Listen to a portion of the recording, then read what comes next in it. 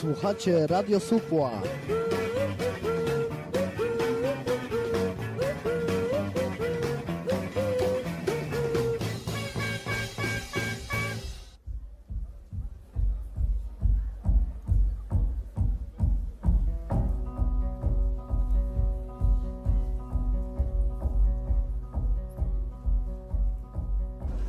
Jest ze mną Moddi tuż przed koncertem.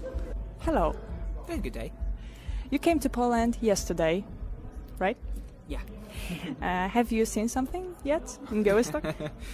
You know, we've been so busy since we came here. It's like we've had 2 rehearsals with the orchestra, and also I'm preparing for a new album now. So I've mainly just been sitting in my hotel room rehearsing all day. But I've seen 550 meters of Białystok, and it's really beautiful. I wish I had more time here.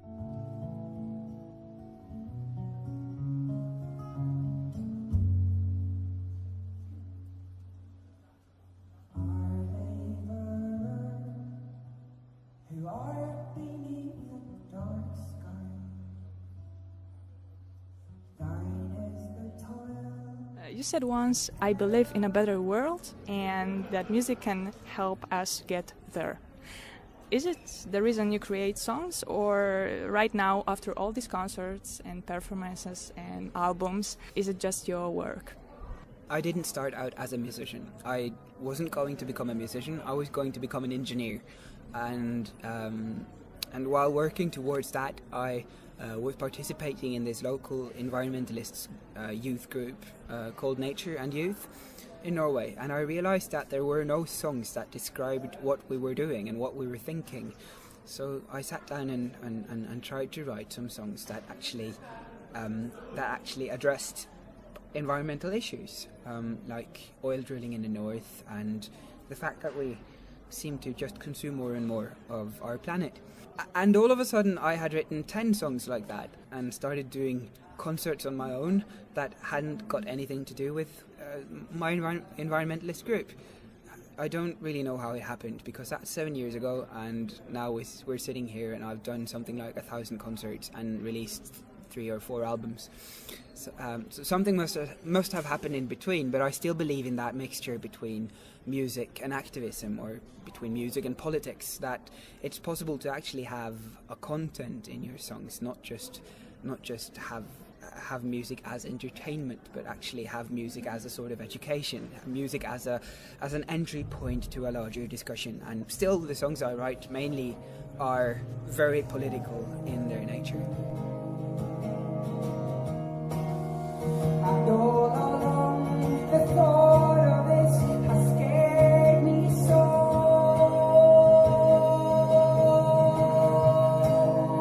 But if I fight, if I never try, I'll never make it out, I'll never go.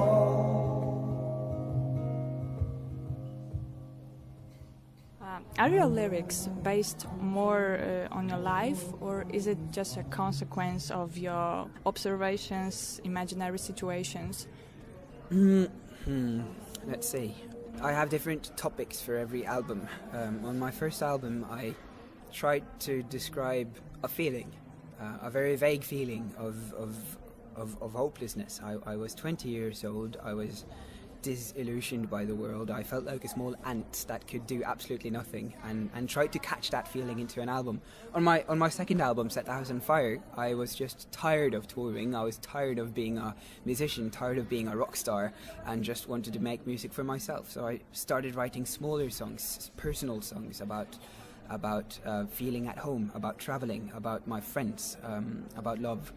And on my third album, it's an album in Norwegian called Kamvadu. It's about my home village, and about the local history and about the legends that we have at home. I tried to sort of turn my home place and my home village into an album. And right now I'm working on a 4th album, which includes banned and illegal songs from the whole world. I've been collecting illegal and censored songs from both China, Vietnam, Lebanon, Israel, Mexico, Chile, Algeria, England, Norway. So it's sort of I'm trying to have different topics for every album, so that no song shall sound like the last one. I mean, I always try to discover something new. But for example, it can be really exhausting and painful to open your heart and come back to all these feelings. For example, these bad feelings, like during every concert. Yes, I have a few songs that I never play anymore because they only make me sad.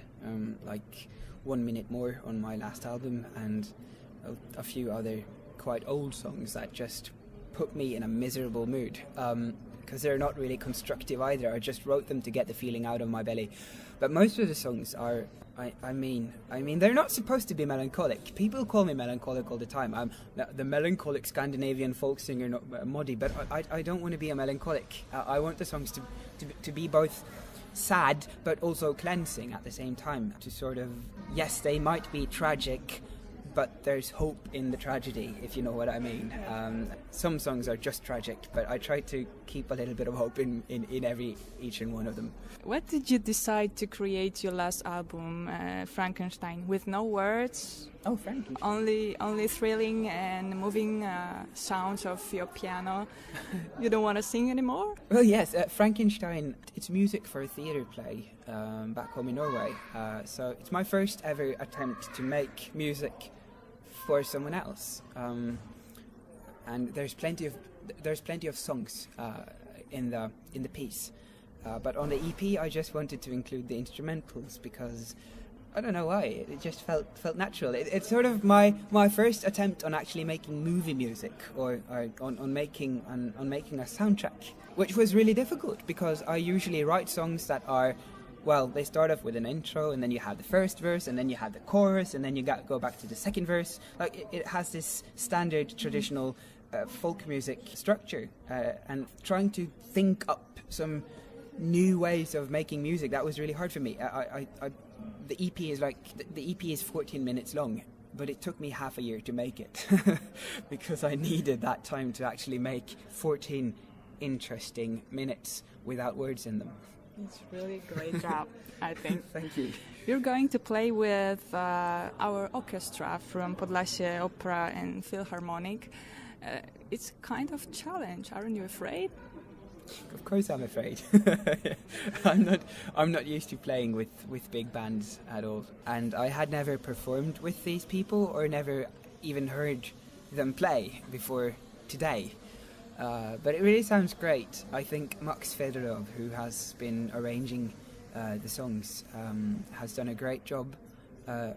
Most of my songs are really, really like small and tender when I wrote them, and it feels very strange to hear them now with 12 people accompanying them and sort of sounding orchestral. But I think it suits them. I mean, we're going to play one of the very new songs together with the orchestra called "Where Is My Vietnam," which is a song that is banned in Vietnam right now, and it sort of the orchestra adds a bit of seriousness to it, or it adds a bit of grandiosity, if you know what I mean,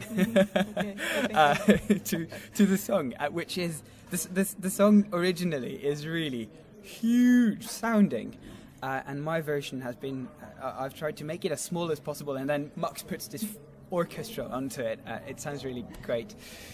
Okay, so good luck on your concert, and thank you so much for the conversation. My pleasure, and hope you enjoyed the show.